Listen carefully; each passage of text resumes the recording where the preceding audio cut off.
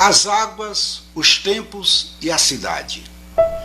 No tempo do Império e primeiras décadas da República, o abastecimento da água das cidades se fazia através de cacimbas, cujas latas desciam vazias e subiam cheias, puxadas manualmente por cordas auxiliadas por roldanas. Nas cidades do Cariri, os vales com seus rios escoavam as águas dos invernos, dos seus leitos arenosos e permeáveis, que facilmente se filtravam, alimentando as águas subterrâneas. Assim, além das centenas de fontes da encosta da Chapada do Araripe, era também comum a ressurgência de fontes ao longo do Vale do Salamanca, em Barbalha, que era totalmente ocupado por canaviais e engenhos de rapadura, integrando a economia canavieira do município. Adentrando o passado nessas condições ambientais, as margens do rio Salamanca, correspondente à ponte que dá acesso à cidade de Juazeiro, havia uma ressurgência perene de água, que ficou conhecida pelo povo como Fonte do Oi d'Água, ou o Oi d'Água. O Oi d'Água fazia parte do imaginário coletivo do povo do seu tempo. A ele a população recorria para abastecer suas residências, cujas águas eram transportadas em latas ou ancoretas através de jumentos. Na verdade, abastecer as famílias com água, num tempo em que não havia canalização nas ruas, era uma atividade necessária e um trabalho que garantia a sobrevivência de muitos. Nestas condições, incluímos as águas de cacimbas, que quanto mais fossem consideradas de boa qualidade, mais famosa ficava a sua comercialização e o seu dono. A história do abastecimento d'água em Barbalha é também marcada pela cacimba construída pelo padre Biapina para resolver o problema de escassez de água potável da população quando da sua passagem pelo Cariri, na segunda metade do século XIX.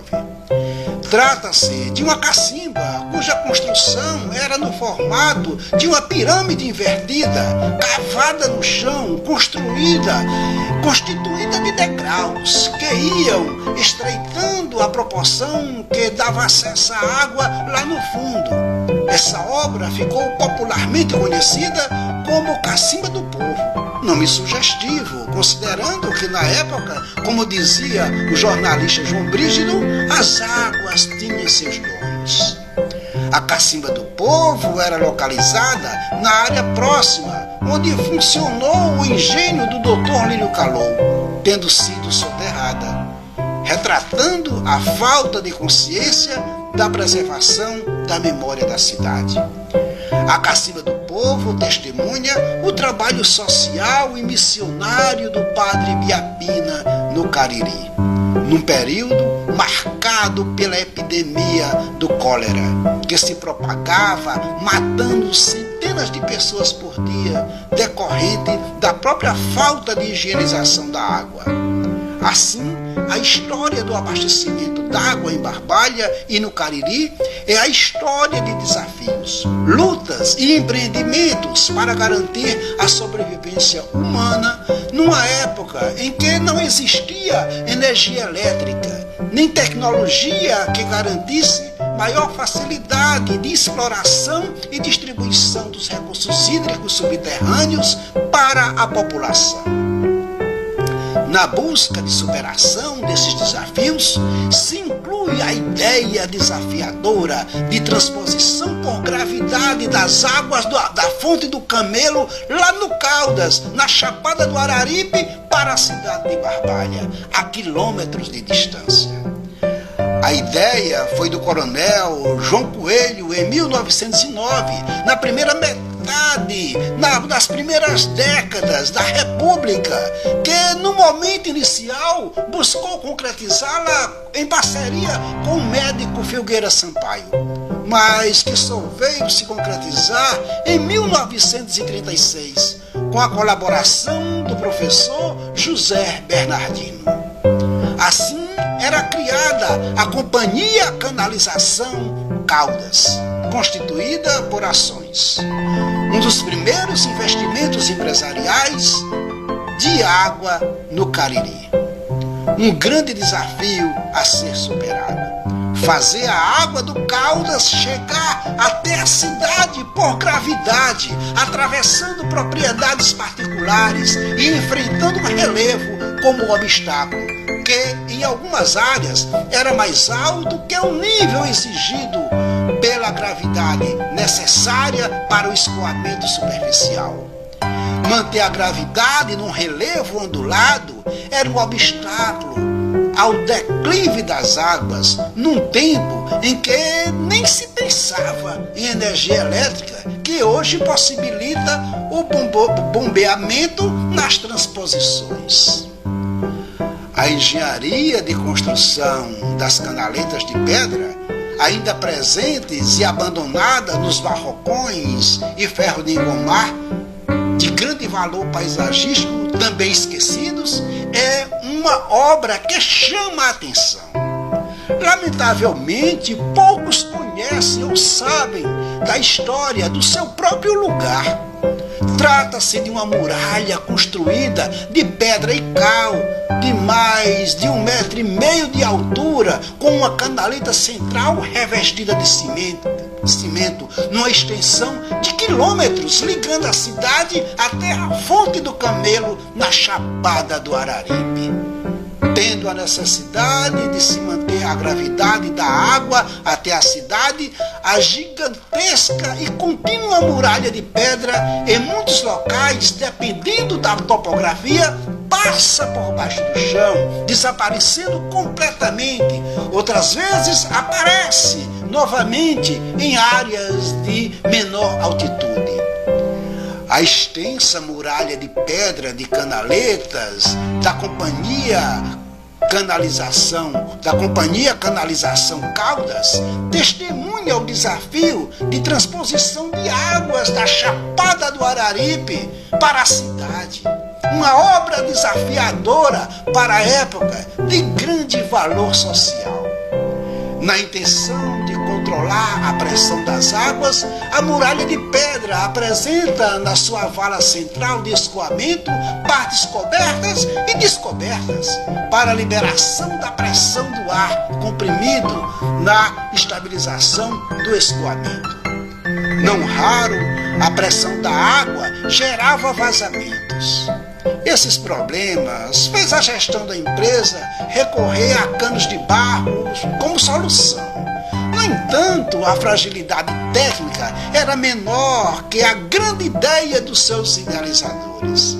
Foi o deslocamento das águas da Fonte do Camelo por gravidade que possibilitou uma forma mais segura do consumo da água da população urbana de Barbalha. Uma caixa de recepção garantia a acumulação das águas, de lá sendo distribuída para a cidade.